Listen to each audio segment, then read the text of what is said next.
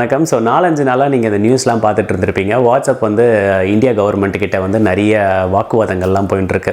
India government வந்து கேட்டிருக்குது, இந்த மாதிரி எங்களுக்கு வந்து நிறைய இன்ஃபர்மேஷன்லாம் வந்து வேணும். இந்த fake messages, fraud messages, internet fraud, இந்த மாதிரிலாம் நிறைய விஷயங்கள் வந்து பண்ணுறாங்க. இதுக்கு தான் கேட்குறாங்களான்றது எனக்கு தெரியல. யாரையாவது டார்கெட் பண்ணி பிடிக்கணும்னு நினைக்கிறாங்களான்றது எனக்கு தெரியல. டெரரிஸ்ட் விஷயமா இருக்குமா அப்படின்னு பார்த்தீங்கன்னா, இது வந்து வெளியில் சொல்கிற அளவுக்கு இதெல்லாம் பண்ணியிருக்க மாட்டாங்க. டெரரிஸ்ட் விஷயம்லாம் ஊரில் இருக்கிற மக்களோட டேட்டாவே எங்களுக்கு வேணும்.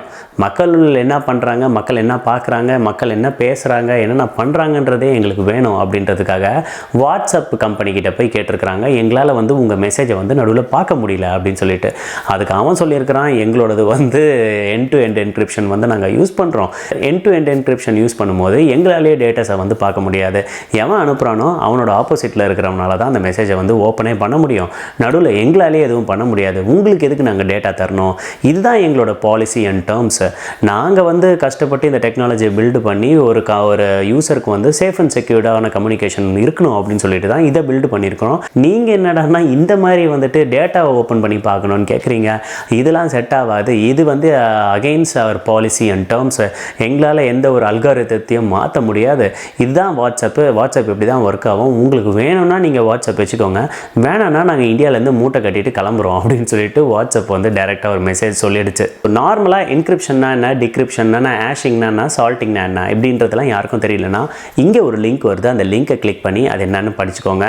எண்ட் டு எண்ட் என்கிரிப்ஷன்னா என்னன்றதை உங்களுக்கு நான் சொல்கிறேன். இப்போது என்கிட்ட வந்து நான் ஒரு பொருள் ஒன்று வச்சுருக்கேன்.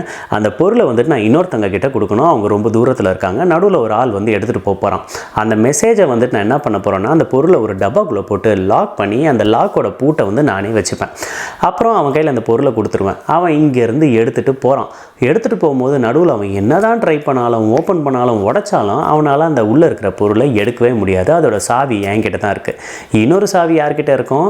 அங்கே கொண்டு போய் அவன் வீட்டில் கொடுத்தா தான் அவன்கிட்ட தான் அந்த பொருளோட சாவி இருக்கும். ஸோ அவனால் மட்டும்தான் அதை ஓப்பன் பண்ண முடியும். நடுவில் அந்த உள்ளே இருக்கிற பாக்ஸுக்கோ, உள்ளே இருக்கிற நான் கொடுத்த பொருளுக்கோ எந்த ஒரு டேமேஜும் ஆகாது, டேம்பர் பண்ண முடியாது.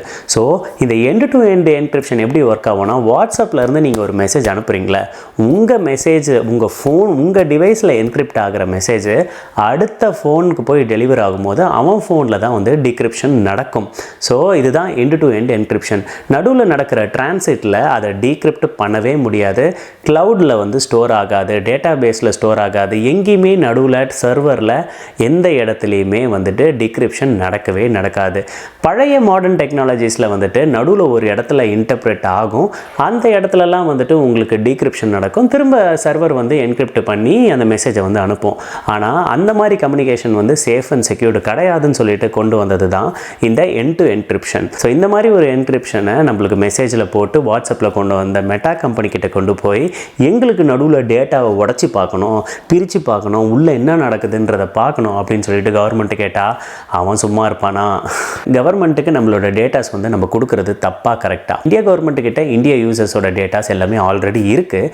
பட் ஆனால் நம்ம என்னென்னலாம் பண்ணுறோன்னு பார்க்குறதுக்கு ரெக்வஸ்ட் பண்ணி இந்த மாதிரிலாம் பண்ணுறது வந்து நிஜமான நியாயமான விஷயமா அப்படின்றத நீங்கள் கமெண்ட்டில் சொல்லுங்கள். ஸோ இந்த விஷயம் வந்து இந்த ஆர்குமெண்ட்டில் மெட்டா வந்துட்டு நாங்கள் கண்ட்ரியை விட்டு வெளியில் போகிறோம் அப்படின்னு சொல்லிட்டு முடிவு பண்ணி ஒரு விஷயம் சொல்லியிருக்கு. இது வந்து அவங்க சொல்கிறது கரெக்டாக இல்லையான்றதே நீங்கள் கமெண்ட்டில் சொல்லலாம்.